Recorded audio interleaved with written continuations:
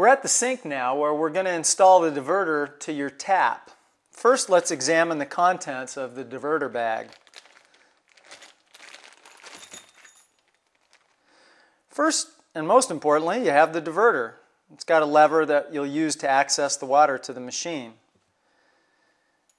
Next, you've got 3 different size adapters in case your diverter doesn't screw right onto the end of your tap.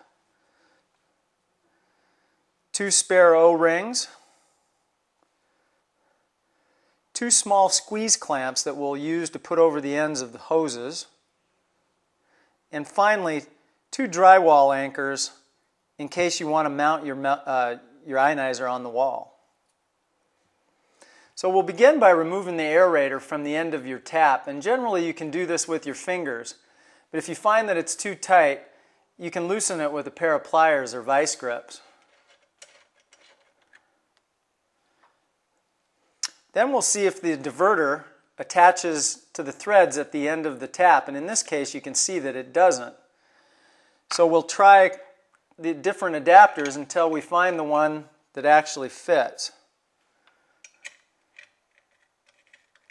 And then we'll screw that in, being careful not to over tighten it. Finger tight is usually good enough. And then we'll attach the adapter, the diverter, to the adapter. Again, tightening it firmly but not over tight. If you find that the adapters provided in the kit don't attach to your faucet, and that you have a specialized faucet, you can go to any good hardware store or plumbing supply store and find the proper adapter. If you find that your diverter leaks when you turn the water on to the machine, you can use white Teflon plumber's tape. 2 or 3 wraps around the male threads usually will cure any of the leaks. Now that we have the diverter attached to your tap, we'll install the hoses to your ionizer. We'll start by removing the 2 lengths of hoses out of the bag and the small inline pre-filter.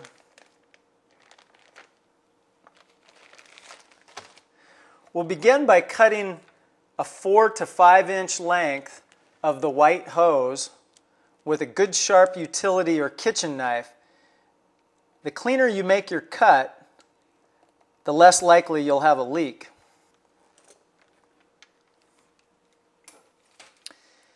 Next, we'll take the inline pre-filter, and you'll notice there's a black arrow, and this arrow will point in the direction of the water flow and always point towards your ionizer. So we'll take our 4-inch section of white hose that we just cut, and we'll just firmly insert it into the pre-filter with the arrow pointing towards the hose. Next, we'll insert the free end of the hose into the tap water inlet port on the bottom of your ionizer. And again, we just simply do that by firmly pushing in and then giving it a little tug to make sure that it's firmly seated. Next, we'll install the gray acid water outlet hose into the acid water outlet port, and we'll start by taking the small black cap off of the acid water outlet port.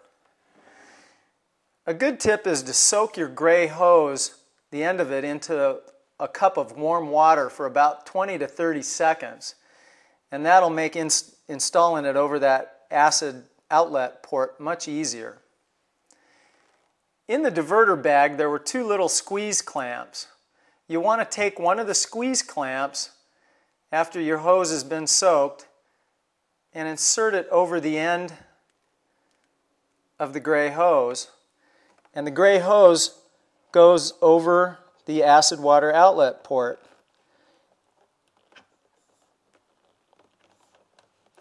And that needs to be pushed all the way to the end so that it's firmly seated.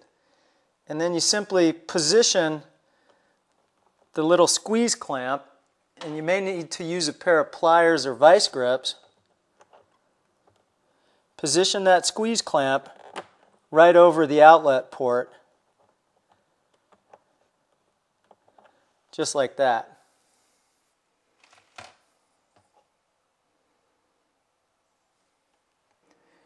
Now that you have the hoses installed to the ionizer, the next thing you'll want to consider is the location of your ionizer. Find a spot near the sink that's convenient yet out of the way. Once you locate that spot, the gray hose lays loosely into the sink and you can trim that to the proper length. The remaining white hose gets installed after we estimate the appropriate length to the diverter and trim the hose appropriately. Once again, you'll want to use a nice sharp utility or kitchen knife and make the cut as clean as possible. Once you've cut your hose, one end of it simply installs into the pre-filter by pushing firmly and then giving it a good tug to make sure it's seated properly. The opposite end gets installed to the diverter. The first thing we'll do is remove the small compression nut on the back side of the diverter opposite your lever and install the compression nut over the end of the white hose. The white hose then is pushed onto the diverter, make sure it's on there good and firm, and the compression nut is screwed back into the diverter, again making sure that it's firm but not too tight. And finally, you can position the hose so that it's out of the way. Now that we have all the hoses attached and connected, the last thing we'll do in installing your ionizer is to plug it in and power it up. You'll notice the cord is a 3-prong grounded plug, and ideally you'll want to plug it directly into a 3-prong outlet, and that would be, in an ideal sense, a GFI outlet like you see here. You simply plug it in, and at the back of the ionizer, turn the on-off power switch to the on position. Your ionizer will chime, the lights will light up on the LCD screen momentarily and go out after about 2 seconds. An important note is you'll always want to leave the on-off switch in the on position. Your ionizer will go to sleep between uses and then wake itself up electrically when it senses water flowing into it. If you're away on an extended vacation, you may want to unplug or turn off your ionizer.